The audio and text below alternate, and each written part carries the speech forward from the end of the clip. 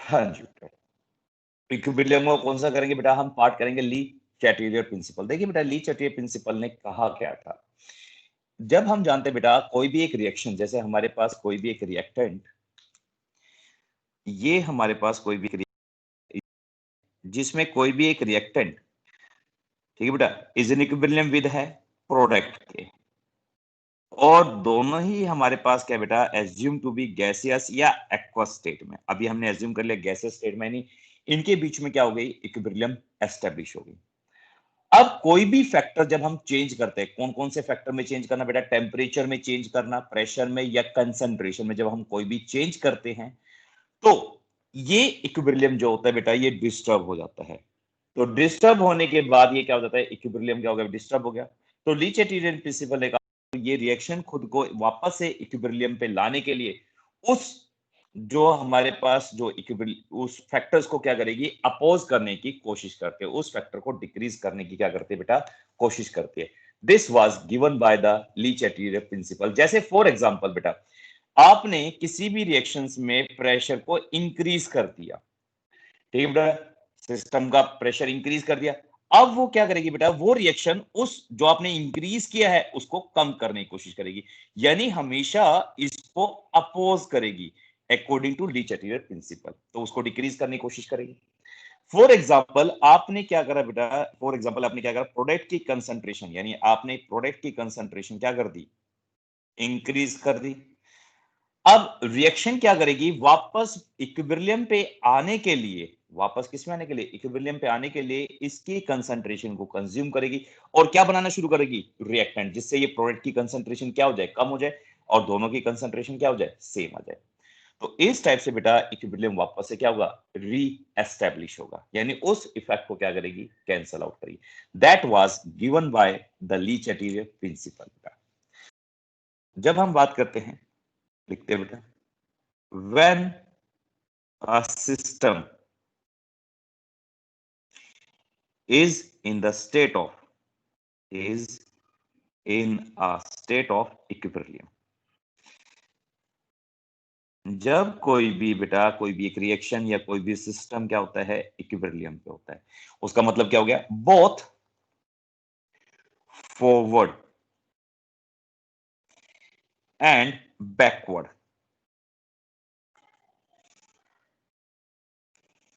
processes proceed with या at the same rate, दोनों ही same rate से प्रोसीड कर रहे हैं, ठीक है बेटा।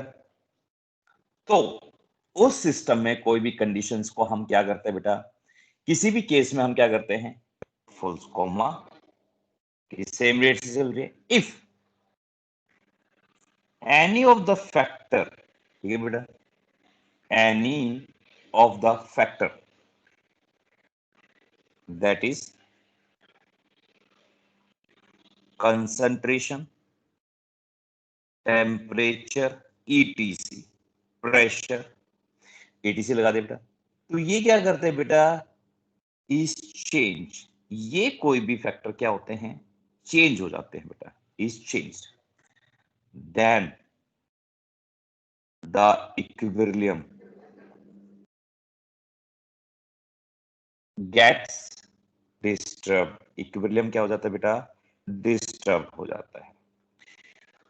तो जब इक्विलिब्रियम डिस्टर्ब हो गया बेटा, तो वो खुद को न्यूट्रलाइज करने की कोशिश करता है, क्या करने की कोशिश करता है, न्यूट्रलाइज करने की कोशिश करता है, और उस फैक्टर को कम करने की कोशिश करता है। That was explain by the scientist known as Le Chatelier principle and the Braun, BRAUN, बॉम, ठीक है बेटा, इन दोनों साइंटिस्ट ने मिलकर इसको एक्सप्लेन किया था। तो जब हम बात करते हैं जनरलाइजेशन, तो full stop, according to Le Chatelier principle, और पेपर में आएगी बेटा तो ये आपको डेफिनेशन लिख के आने ली चैटेरियर प्रिंसिपल की,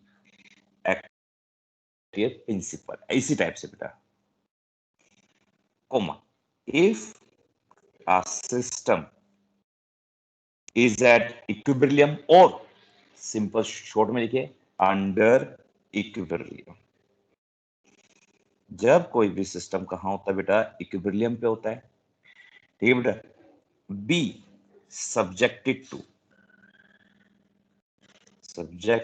to a change in temperature, pressure or concentration, etc. Then the equilibrium. तो इक्विलिब्रियम क्या हो जाता है बेटा, गेट डिस्टर्ब, इक्विलिब्रियम डिस्टर्ब होता है। अब उसने कहा था तो वो खुद को क्या करता है, रीएस्टेब्लिश करने की कोशिश करता है, और वो रीएस्टेब्लिश करेगा उस फैक्टर को न्यूट्रलाइज करके। Then the equilibrium shift itself in such a way so as to undo or cancel that effect to achieve the equilibrium again, equilibrium state again। ठीक है बेटा, तो इक्विलिब्रियम को अगेन अचीव करने के लिए वो क्या करता है, दोबारा से उस जो इफेक्ट जो हमने डाला था उसके अंदर, चेंज इन कंसंट्रेशन किया या प्रेशर किया, उसको क्या करता है, वो कैंसिल करने की कोशिश करता है, और इस टाइप से बेटा वो क्या करता है, उसको न्यूट्रलाइज करने की कोशिश करता है। तो एक एक फैक्टर हम एक एक करते हुए एक्सप्लेन करेंगे, जिसमें सबसे पहला फैक्टर बेटा सिंपल से शुरू कराता हूं। देखिए बेटा, जिसमें सबसे पहला हमारे पास है effect of change of concentration. पहला फैक्टर, इसमें टोटल मिला के बेटा हमारे पास पांच फैक्टर्स होते हैं, जिसमें पहला फैक्टर है बेटा हमारे पास change in concentration of, change in concentration, जब कंसंट्रेशन चेंज करते हैं। हाँ जी बेटा, देखिए जब कभी भी हम कंसंट्रेशन चेंज करते हैं, जैसे फॉर एग्जांपल मैं एक जनरल रिएक्शन लेके एक्सप्लेन करता हूं, a plus b is in equilibrium with c plus d. ये हमारे पास कौन सा पार्ट है बेटा, ये हमारे पास रिएक्टेंट है, और ये दूसरे वाला क्या है, ये हमारे पास प्रोडक्ट स्पीशीज है। अब होता क्या है बेटा, देखिए जब आप रिएक्टेंट की कंसंट्रेशन को इंक्रीज कर देते हो, किसकी कंसंट्रेशन कर दी, रिएक्टेंट की। अब पहले दोनों तरफ देखिए, फॉर एग्जांपल हम बात करते हैं बेटा, जैसे हमारे पास दोनों तरफ तराजू है, ठीक है बेटा, ये हमारे पास तराजू है, तो ये हमारे पास बीच में बैलेंस है, यहाँ पे ये भी था, और ये भी क्या है 1 kg, ठीक है बेटा, सिंपल सी बात। अब इसके अंदर आपने क्या कर दिया बेटा, 1 kg और ऐड कर दिया, यानी रिएक्टेंट साइड ऐड कर दिया, तो ये नीचे की तरफ चला जाएगा, यानी जो बीच बिल्कुल बैलेंस था बीच में था, अब ये नीचे की तरफ चला गया, और ये क्या हो गया ऊपर। तो वापस बैलेंस करने के लिए दोनों का इक्वल, कुछ ऐड नहीं करना, हमें इन्हीं में से करना है। तो आपको करना क्या पड़ेगा बेटा, 0.5 इसमें से निकाल के केजी इस वाले में क्या कर देंगे, ऐड कर देंगे, तो वापस क्या हो गया, इक्विलिब्रियम एस्टेब्लिश हो गया। मतलब ये 1 kg को हमने क्या कर दिया, तोड़ते हुए किस साइड ले गए, प्रोडक्ट साइड ले गए। तो यानी जब भी आप रिएक्टेंट की कंसंट्रेशन में, यानी रिएक्टेंट की कंसंट्रेशन इंक्रीज करते हो, तो अगेन इक्विलिब्रियम को अचीव करने के लिए वो रिएक्शन कहां जाएगी, फॉरवर्ड डायरेक्शन। तो सिंपल सी बात है, ये लिखना बेटा, the increase in the concentration of reactant species, यानी इन दोनों में से किसी भी एक रिएक्टेंट स्पीशीज का बेटा जब आप, तो यहां पूरा लिख देते हैं, any of the reactant species, ठीक है बेटा। जब आप किसी भी रिएक्टेंट की कंसंट्रेशन को इंक्रीज करते हो, तो इक्विलिब्रियम शिफ्ट हो जाता है, the shift the equilibrium towards forward direction.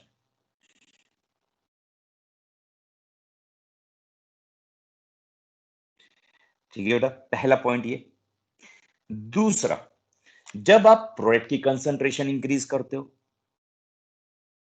the increase in the concentration of any of the product species shift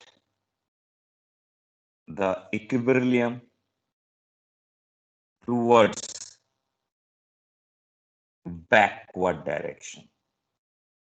तो ये बैकवर्ड डायरेक्शन में कर देगा, क्योंकि अगेन जब आप इसमें बढ़ाओगे बेटा तो इसको कम करने के लिए हमें कहां जाना पड़ेगा, पीछे की तरफ, तो बैकवर्ड डायरेक्शन जाएगा। और इसका वाइस वर्सा हो जाता है बेटा। वाइस वर्सा कैसे? फॉर एग्जांपल, ये तो इंक्रीज करने के लिए था, जब हम इसमें से रिएक्टेंट की कंसंट्रेशन को निकाल लेते हैं, डिक्रीज कर देते हैं, the decrease in the concentration of any of the reactant species shifts the equilibrium। देखिए बेटा, अब आपने क्या करा, इस 1 kg में अब ऐड नहीं करे, इसमें 1 kg में आपने 0.5, इसमें 1 kg से 0.5 इसको कम कर दिया, मतलब इसमें से कुछ बाहर निकाल दिया। अब जब मैंने बाहर निकाल दिया और यहाँ पे 1 kg है, तो ये क्या करना पड़ेगा, दोनों को बैलेंस करने के लिए इस 1 kg में से कुछ पार्ट हमें कहां लाना पड़ेगा, रिएक्टेंट साइड। तो रिएक्शन कहां जाएगी, यानी इक्विलिब्रियम को शिफ्ट करने के लिए उसको कहां जाना पड़ेगा, बैकवर्ड डायरेक्शन में। तो इसलिए बेटा जब हम बात करते हैं the decrease in the concentration of any of the reactant species shift the equilibrium towards backward direction, towards backward direction. Same as it is बेटा, प्रोडक्ट की कंसंट्रेशन जब आप डिक्रीज करते हैं, the decrease in the concentration of any of the product shifts the equilibrium towards forward direction। वो उसको कहां shift कर देगा बेटा, फॉरवर्ड डायरेक्शन में। ये चीज, हाँ जी बेटा, तो ये पहला सबसे इंपॉर्टेंट क्वेश्चन है, ये 1 पार्ट। देखिए भाई, 1 नंबर का ये हो गया, 1 नंबर का ये हो गया, 2 नंबर का क्वेश्चन हो गया। समझ में आया बेटा? अब हम थर्ड पार्ट करते हैं और उसके ऊपर क्वेश्चंस कैसे आते हैं वो करते हैं बेटा। देखिए फॉर एग्जांपल, जैसे हमारे पास, अब एग्जांपल करके करते हैं बेटा। क्वेश्चन में ये आता है बेटा, हमारे पास एक reaction they the, N2 gas plus 3H2 gas is in equilibrium with 2NH3, और ये भी गैस। ठीक है बेटा, ये हमें कोई भी एक रिएक्शन दे दी, हमें क्या रखा है कि what वो क्या कहता है, predict the direction of the reaction, predict the direction of the reaction। पहला question, if the concentration of N2 gas increase करते हैं। B part, if concentration of H2 gas decreases। Third question, if concentration of NH3 gas increases। हाँ जी बेटा, देखिए first जब part हम करते हैं बेटा, देखिए अगेन जब N2 की कंसंट्रेशन को आप इंक्रीज कर रहे हो, ध्यान से देखना, N2 ये रहा, ये रिएक्टेंट का पार्ट है बेटा, प्रोडक्ट का पार्ट है, जल्दी बताइए। रिएक्टेंट। बिल्कुल सही, यानी रिएक्टेंट की जब आप कंसंट्रेशन इंक्रीज करते हो तो वो किस तरफ जाएगी, इक्विलिब्रियम को शिफ्ट करने के लिए, यानी इसको कम करेगी, तो कम करेगी तो कहां जाएगी बेटा, बिल्कुल सही, सिर्फ आप, बिल्कुल सही बेटा। ऐसे पेपर में 1 नंबर का देखो इतना सा लिखना है, फॉरवर्ड डायरेक्शन, और 1 नंबर आपके कंफर्म हो गए। ठीक है बेटा, तो पेपर में इस टाइप से क्वेश्चन आएंगे, सिर्फ आपको इतना लिखना है, जो डायरेक्शन, बस इतना सा लिखना है बेटा। अब इसमें बताइए, जब H2 की कंसंट्रेशन डिक्रीज कर दी तो आपने बैकवर्ड। बिल्कुल सही, ये हमारे पास हो गया बैकवर्ड डायरेक्शन, क्योंकि ये इसकी डिक्रीज करे तो बढ़ाने के लिए क्या करेगा, बैकवर्ड में आएगा, तो ये कहलाएगा हमारे पास बैकवर्ड डायरेक्शन। थर्ड बेटा, NH3 की कंसंट्रेशन इंक्रीज कर दी, जब ये इंक्रीज कर दी तो रिएक्शन क्या करेगी, उसको अपोज करेगी, यानी पीछे की तरफ जाएगी, तो ये भी बैकवर्ड जाएगी बेटा। Backward direction. तो सिर्फ बेटा इसी टाइप से आपको लिख के आना है पेपर में। और ये यदि इस टाइप से, ये तो हमारे पास हो गया 3 नंबर का क्वेश्चन, इन 3 पार्ट हो गए 3 नंबर का क्वेश्चन, यानी फॉरवर्ड बैकवर्ड लिखने के लिए बेटा। तो ये हमारे पास हो गया फर्स्ट पार्ट। सेकंड पार्ट करते हैं बेटा इसका, that is called effect of change of pressure. हाँ जी बेटा, देखिए बेटा effect of change of pressure. हाँ जी बेटा, देखिए इसमें मैं अगेन यही वाला एग्जांपल लेके एक्सप्लेन करता हूं बेटा। N2 gas plus 3H2 gas is in equilibrium with 2NH3 gas. हाँ जी बेटा, देखिए और याद रखना बेटा, जब हम प्रेशर की टर्म्स लेंगे तो यहां पे सिर्फ आप कंसीडर करोगे गैसियस को। याद रखना, जब भी हम प्रेशर को कंसीडर करते हैं और प्रेशर को कंसीडर करते हैं तो आप सिर्फ कंसीडर करोगे गैसियस रिएक्टेंट, गैसियस स्पीशीज को। लिक्विड और सॉलिड इनको आप ऑब्जर्व नहीं करोगे, इनको इनकी जो हमारे पास प्रेशर की जो यूनिट होती है उसको हमेशा 1 करोगे, या एज्यूम टू बी इनके मोल्स को 1 मान लोगे बेटा, ओ सॉरी 0 मान लोगे। ठीक है बेटा, अब मुझे बताइए बेटा इसका कोफिशिएंट कितना है N2 का? N2 का कोफिशिएंट कितना है बेटा? 1। और इसका कितना हो गया बेटा? H2 का कितना है कोफिशिएंट? 3। बिल्कुल सही। तो यहां पे बेटा जो रिएक्टेंट के मोल्स हो गए वो हो गए 3 मोल्स हो गए रिएक्टेंट के। और देखिए यहां पे प्रोडक्ट के सिर्फ एक ही प्रोडक्ट है NH3 और इसके मोल्स हो गए 2 मोल्स। हाँ जी बेटा, अब ध्यान से सुनना मेरी बात, एक एग्जांपल लेके एक्सप्लेन कर रहा हूं बेटा। देखिए मैं बात करता हूं, अरुण की बात करता हूं, मेरे पास अभी स्क्रीन पे अरुण है, फिर कृत का नाम लिखो। चलिए अरुण की बात करते हैं बेटा। अब हम बात करते हैं बेटा, अरुण के पास 3 बच्चे हैं और कृत के पास 2 बच्चे हैं बेटा। ध्यान, एग्जांपल कर रहे हैं। देखिए बेटा, और दोनों ही कृत और अरुण जो है बेटा, ये दोनों ही क्या करते हैं, सेम कंपनी में काम करते हैं, एमएनसी यानी मल्टीनेशनल कंपनीज में काम करते हैं। और एज्यूम टू बी, अभी कोरोना चला हुआ था, एज्यूम टू बी इनकी जो सैलरी है, हम एज्यूम मान रहे हैं बेटा, वो इनकी 50-50 हजार रुपए तनख्वाह है, 50,000 रुपीज। और दोनों के बच्चे द्वारका के स्कूल्स में पढ़ते हैं। टॉप स्कूल कौन सा है? वेंकटेश्वर है, शायद वेंकटेश्वर स्कूल में पढ़ते हैं। ठीक है बेटा, और वेंकटेश्वर स्कूल की जो वो फीस होती है एक बच्चे की 10,000 रुपए फीस है। ठीक है बेटा, एक बच्चे की 10,000 फीस है। अब मुझे बताइए, ये हमारे पास 3 बच्चे हैं अरुण के और ये 2 बच्चे हैं हमारे पास कृत के। तो मुझे बताइए प्रेशर किस पे ज्यादा होगा? अरुण पे प्रेशर ज्यादा होगा या कृत पे प्रेशर ज्यादा होगा? अरुण पे। बिल्कुल सही। याद रखना बेटा, बिल्कुल सही। ये जहां पे 4 बेटा बच्चे नहीं होने नंबर ऑफ, चाहिए। ओ सॉरी भाई सॉरी, बिल्कुल 4 बच्चे होने चाहिए। अरे यार तू भी, 4 बच्चे होने चाहिए, बिल्कुल सही बेटा। एक यहाँ पे मैंने प्लस करना भूल गया, 1 + 3 ऐसे बता रहा था, 1 इसके 3 ये रहे, तो टोटल मिला के हो गए। तो 3 की बात कर रहे थे, आपने तो 4 ही बता दिए। चलिए डबल हो गए, तो ऑटोमेटिकली 40,000 तो अरुण के भाई इनकी फीस में खर्च हो गए। यहाँ पे कृत के सिर्फ 20,000 रुपए खर्च हुए बेटा। तो ऑटोमेटिकली जितने नंबर ऑफ मोल्स होते हैं बेटा, उतना ज्यादा प्रेशर होता है।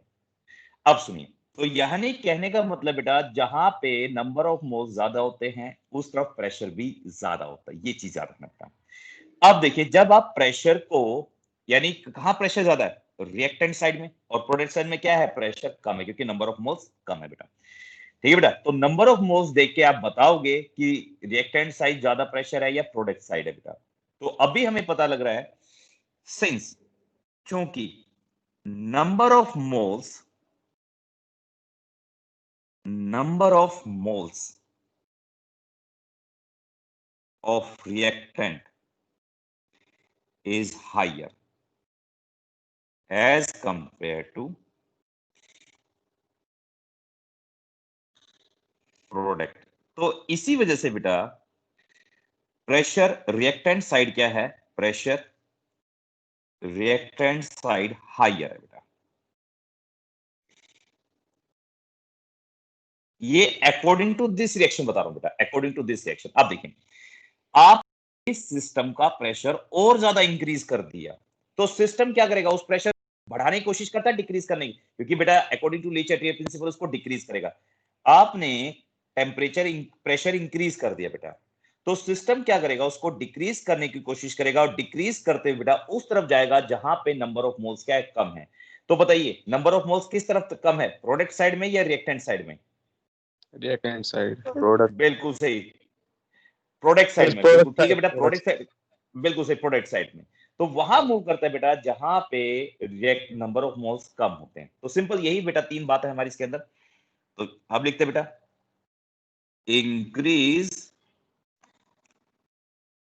इन pressure shifts equilibrium in the direction of decreasing gaseous moles, जहां पे बेटा गैसियस मोल्स क्या है, कम है। दूसरी बात, जब आप सिस्टम का प्रेशर डिक्रीज करते हो, या तो वाइस वर्सा लिख दो या पूरा लिख देते, कोई नहीं, हमारे पास टाइम, हम पूरा लिख देते हैं, ठीक है बेटा। Decrease in the pressure shifts equilibrium in the direction of increasing gaseous moles। और बेटा जब दोनों ही तरफ नंबर ऑफ मोल्स सेम होते हैं तो वहां पे प्रेशर का इफेक्ट नहीं होता, ठीक है बेटा। चेंज इंक्रीज करो चाहे डिक्रीज करो तो प्रेशर का कोई इफेक्ट नहीं होगा, इक्विलिब्रियम शिफ्ट नहीं करेगी, ना फॉरवर्ड डायरेक्शन में ना ही बैकवर्ड डायरेक्शन में। Pressure has no effect if the gaseous moles of reactant and product are same। हाँ जी बेटा, तो इसी एग्जांपल्स को लेते हुए हम शुरू करते बेटा। ये हमारे पास एग्जांपल था, तो इस रिएक्शन के अंदर, इस रिएक्शन के लिए वापस लिख देते हैं example. N2 gas plus 3H2 gas is in equilibrium with 2NH3। और बेटा हमने क्या करा, प्रेशर इंक्रीज कर रहे हैं। तो बताइए बेटा फॉरवर्ड या बैकवर्ड? सिर्फ फॉरवर्ड। बिल्कुल सही बेटा, इसमें कहा जाएगा फॉरवर्ड डायरेक्शन में। वेरी गुड बेटा, फॉरवर्ड डायरेक्शन। हाँ जी। दूसरा एग्जांपल, जब हम बात करते हैं बेटा इसके अंदर H2 gas plus I2 gas is in equilibrium with HI gas. हाँ जी बेटा बताइए, फॉरवर्ड बैकवर्ड या no change? Sir no change. Very good बेटा, नो, बिल्कुल से नो इफेक्ट, सिंपल लिख देते हैं नो इफेक्ट, ठीक है बेटा। अब इसके अंदर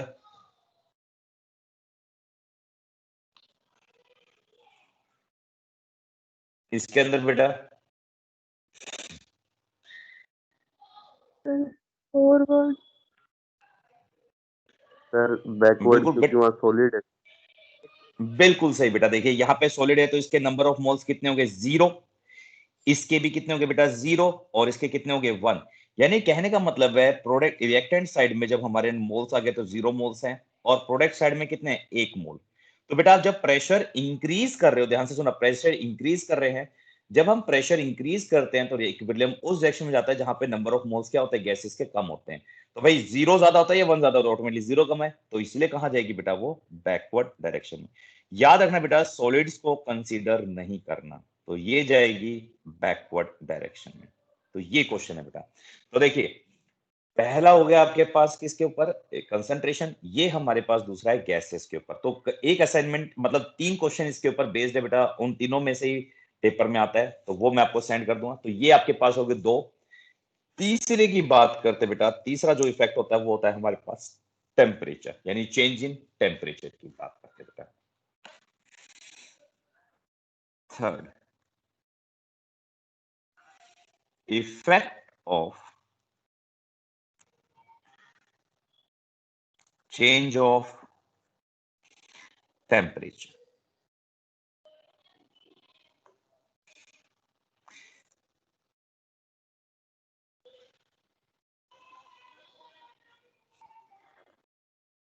हाँ जी बेटा, देखिए जब effect of change of temperature की बात करते हैं तो इसमें कई बच्चों को कंफ्यूजन होती है बेटा। देखिए जब सिस्टम के अंदर हम मैं सिंपल वर्ड्स में आपको बताऊंगा बेटा। देखिए और इसमें भी मैं एक एग्जांपल लेते हुए एक्सप्लेन करूंगा आप लोगों को। देखिए बेटा वही एग्जांपल N2 और H2 की बात करते हैं, पहले से लेकर आखिर तक सेम एग्जांपल होना चाहिए, तब आपको जल्दी समझ में आ जाता है बेटा।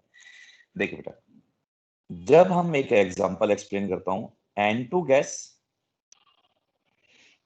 Plus 3H2 gas is in equilibrium with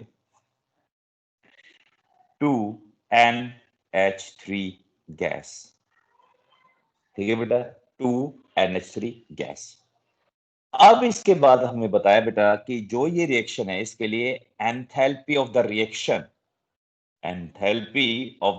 हमारे पास है -92.5 किलो जूल पर 92.5 किलो जूल। ठीक है बेटा, तो ये नेगेटिव का मतलब क्या है कि ये फॉरवर्ड डायरेक्शन में हमारे पास एक्सोथर्मिक है।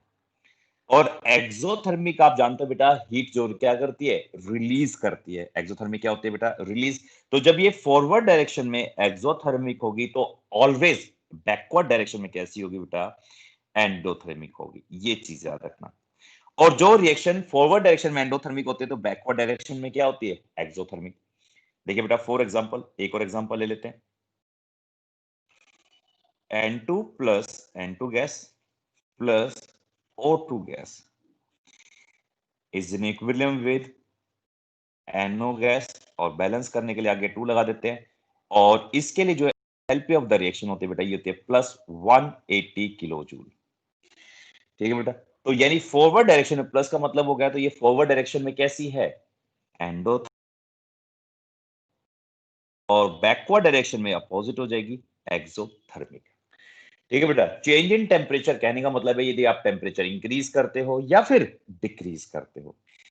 ठीक है बेटा, जब हम टेम्परेचर क्या करते हैं बेटा, इंक्रीज करते हैं, तो रिएक्शन क्या करेगी, उसे न्यूट्रलाइज करेगी। और न्यूट्रलाइज करने के लिए क्या कैसे करेगी बेटा, न्यूट्रलाइज उस इफेक्ट को, जब हम टेम्परेचर को इंक्रीज कर रहे हैं तो वो सिस्टम से क्या करेगी, ध्यान सुना बेटा, उस हीट को क्या करेगी, एक्स्ट्रा हीट को एब्जॉर्ब करने की कोशिश करेगी। ध्यान सुनना, क्या करेगी बेटा, उस हीट को एब्जॉर्ब करने की कोशिश करेगी, क्योंकि जो एक्स्ट्रा हीट दी आपने वो क्या करेगी, एब्जॉर्ब करेगी।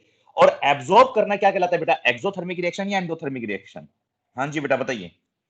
Exothermic reaction.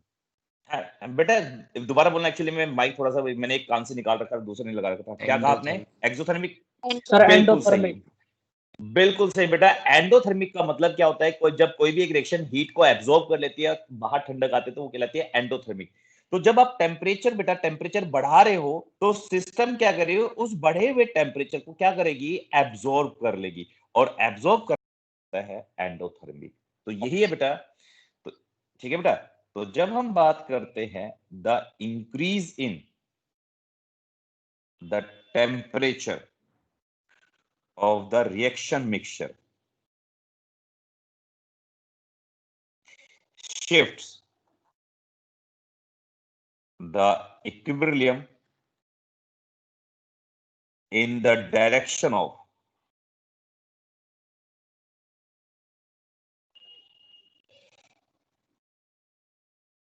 endothermic reaction। वो उसको इस तरफ मूव कर देगा जहां पे एंडोथर्मिक है। और दूसरा, the decrease in the temperature of the reaction mixture shifts the equilibrium in the direction of exothermic reaction। हाँ जी बेटा, अब देखिए मैं इस ऊपर वाले रिएक्शन में यदि टेम्परेचर को इंक्रीज कर देता हूं, इस वाली फर्स्ट रिएक्शन के लिए यदि मैं टेम्परेचर इंक्रीज कर देता हूं तो रिएक्शन कहां जाएगी, फॉरवर्ड डायरेक्शन में या बैकवर्ड डायरेक्शन में, बैकवर्ड डायरेक्शन, बिल्कुल बिल्कुल सही, बैकवर्ड डायरेक्शन। ठीक है बेटा, बैकवर्ड डायरेक्शन में जाएगी। तो ये हमारे पास होता है effect of change of temperature, बिल्कुल सही बेटा। तो थर्ड हमारे पास ये हो गया। Fourth, effect of catalyst, effect of catalyst की बात करते हैं बेटा। चलिए देखिए बेटा, कैटलिस्ट हमारे पास होते क्या है बेटा, ध्यान सुना। कैटलिस्ट बेटा ऐसी स्पीशीज होती है बेटा जो रेट ऑफ द रिएक्शन को इंक्रीज भी करती है और डिक्रीज भी करती है, ध्यान सुना, यानी altars the rate of the reaction. ये बेटा altars the rate of the reaction, rate of the reaction को क्या करती है, अल्टर करती है, बढ़ा भी सकती है और घटा भी सकती है। But most of the reactions में जब हम यूज करते हैं बेटा, रेट ऑफ द रिएक्शन को बढ़ाने का काम करते हैं। इसलिए मोस्टली जो रिएक्शंस होती है उसमें जो डेफिनेशन दी जाती है कैटलिस्ट की, उसमें ये कहा जाता है बेटा, in order to increase the rate of the reaction, ये बेटा in order to increase the rate of the reaction the catalyst is to be added. ठीक है बेटा, तो जनरली हम कैटलिस्ट तभी ऐड करते हैं जब हमारे पास क्या होता है, इंक्रीज करना होता है। बट ऐसे बेटा 100% ये डेफिनेशन जब हम बात करते हैं ठीक नहीं है, क्योंकि ठीक रिएक्शन ये है कि catalyst rate of the reaction को बढ़ा भी सकता है और डिक्रीज भी, दोनों ही काम करता है कैटलिस्ट। ये बेटा हम बात करते हैं किसी भी एक रिएक्शन में हम जब कैटलिस्ट डालते हैं तो रिएक्शन को फास्ट कराने का काम करते हैं। तो इसलिए जनरली जब कैटलिस्ट की डेफिनेशन कही जाती है तो क्या क्या कहा जाता है, catalysts are the chemicals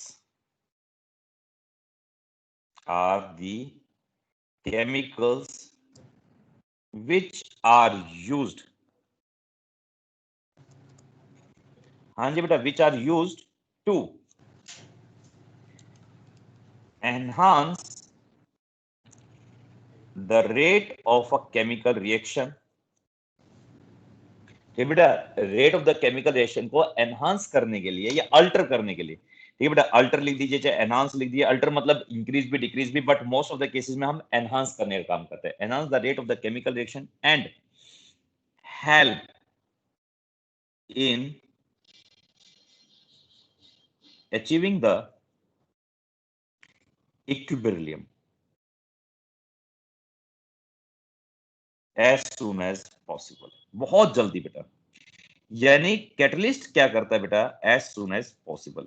तो कैटलिस्ट का काम क्या होता है बेटा, इक्विलिब्रियम तक अचीव करा देना। यानी क्या अचीव कराना बेटा, इक्विलिब्रियम स्टेट को अचीव करा देना। बट जो रिएक्शन पहले से इक्विलिब्रियम पे है, जो रिएक्शन पहले से इक्विलिब्रियम पे है, तो उन रिएक्शंस पे क्या कैटलिस्ट का इफेक्ट आएगा, नहीं बेटा, उन पे कभी भी कैटलिस्ट का इफेक्ट नहीं आएगा। If a reaction is already at equilibrium, जब कोई भी एक रिएक्शन पहले से किस पे बेटा, इक्विलिब्रियम पे है, क्योंकि उसका काम क्या होता है, जल्दी से जल्दी किसको अचीव करा देना, इक्विलिब्रियम को अचीव करा देना, रेट ऑफ द रिएक्शन को फास्ट करके इक्विलिब्रियम को क्या कराना, अचीव कराना। बट एक रिएक्शन जो पहले से किस पे बेटा, इक्विलिब्रियम पे, पहले से उस इक्विलिब्रियम पे आ गई, कैटलिस्ट का काम था इक्विलिब्रियम पे लगेगा ना, बट वो रिएक्शन पहले से इक्विलिब्रियम पे, तो कैटलिस्ट का कोई इफेक्ट नहीं होता। If or reaction is already at equilibrium, then the addition of catalyst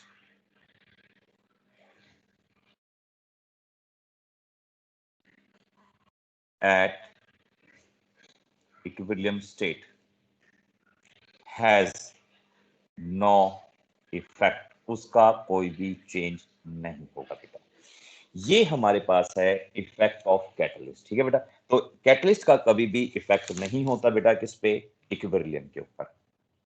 last and final fifth point, ठीक है बेटा, ये हमारे पास आता है effect of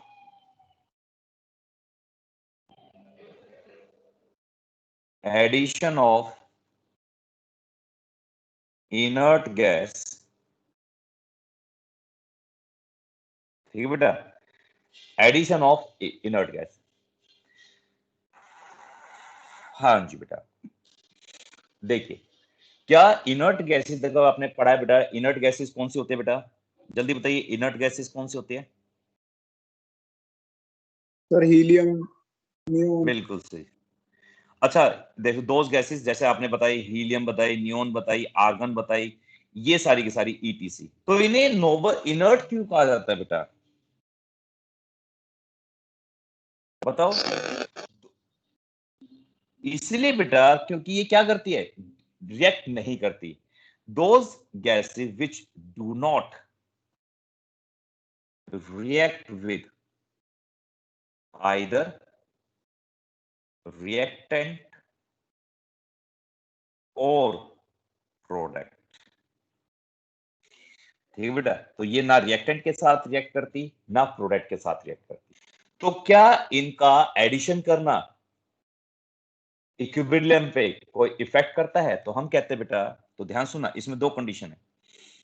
at constant volume, यदि हमने वॉल्यूम को कांस्टेंट कर दिया, यानी कितना भी आप वॉल्यूम इंक्रीज कर दीजिए, तो इनर्ट गैस तो रिएक्ट करेगी नहीं। तो the addition of inert gas, ठीक है बेटा, the addition of inert gas, give second बेटा, रोटेट कर देता हूं मैं इसको, बच्चे का फोन आ गया था, आज पेपर है 12th क्लास का, इसलिए वो फोन कर रहा था इसमें। ये बेटा, the addition of inert gas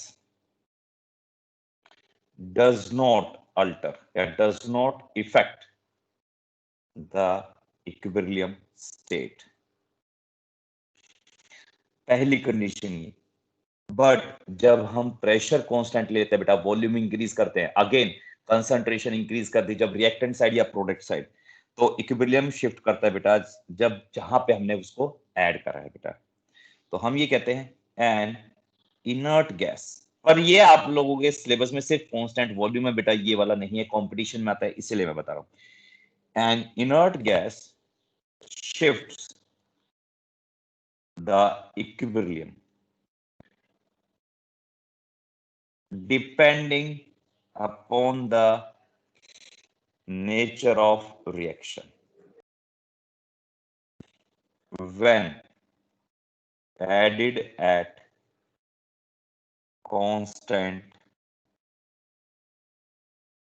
pressure। ठीक बेटा, कांस्टेंट प्रेशर। अब इसका रीजन क्या है बेटा, देखिए जैसे फॉर एग्जांपल हम बात करते हैं, हमारे पास क्या होगा बेटा,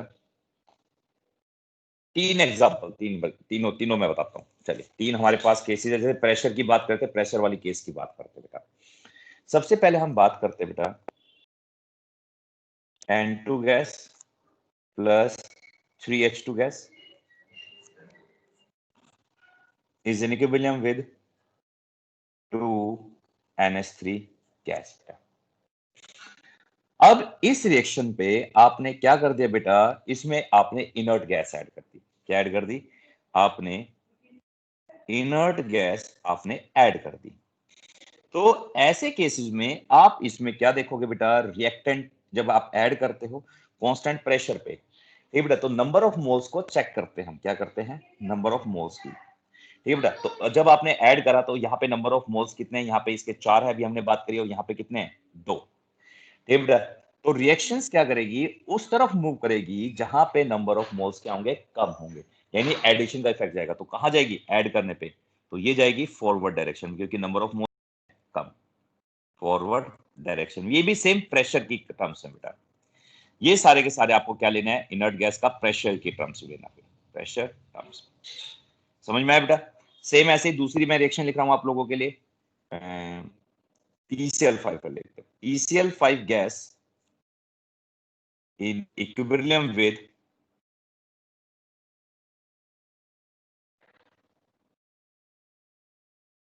PCl3 plus Cl2 गैस। हाँ जी बेटा,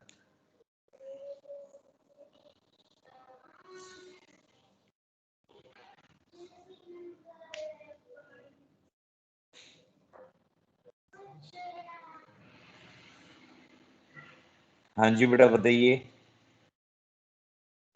तो जब हम बेटा इसमें क्या करेंगे, इनर्ट गैस ऐड करेंगे,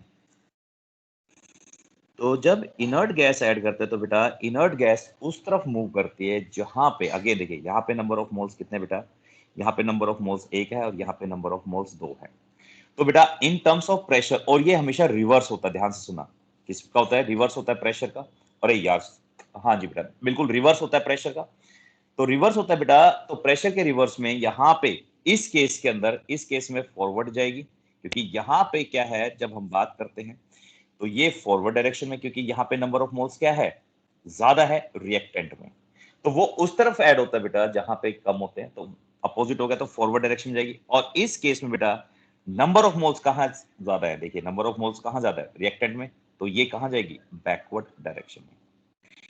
और जहां पे नंबर ऑफ मोल्स सेम होते हैं बेटा, ध्यान सुना, जहां पे नंबर ऑफ मोल्स सेम होते हैं, जैसे N2 gas plus O2 gas is in equilibrium with 2NO gas, और जब यहाँ पे सेम होते हैं बेटा तो इनर्ट गैस का कोई इफेक्ट नहीं होता। इनर्ट गैस जब ऐड करते हैं तो इस पे नो इफेक्ट, ये ऐड इफेक्ट कुछ नहीं करता बेटा, ठीक है बेटा, इस टाइप से।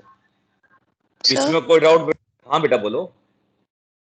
सर जब इनर्ट गैस ऐड किए तो फिर तो मतलब प्रेशर इंक्रीज हो गया। हाँ जी बेटा देखो इनर्ट गैस, हाँ देखो इनर्ट गैस जब ऐड करते हैं बेटा तो प्रेशर क्या हो जाता है, इंक्रीज हो जाता है। जब प्रेशर इंक्रीज होगा बेटा तो प्रेशर इंक्रीज तो ऐड करने पे बेटा वो उस तरफ जाता है जहां पे, ध्यान सुना, वो उस तरफ जाता है जहां पे नंबर ऑफ मोल्स क्या होंगे, कम होंगे।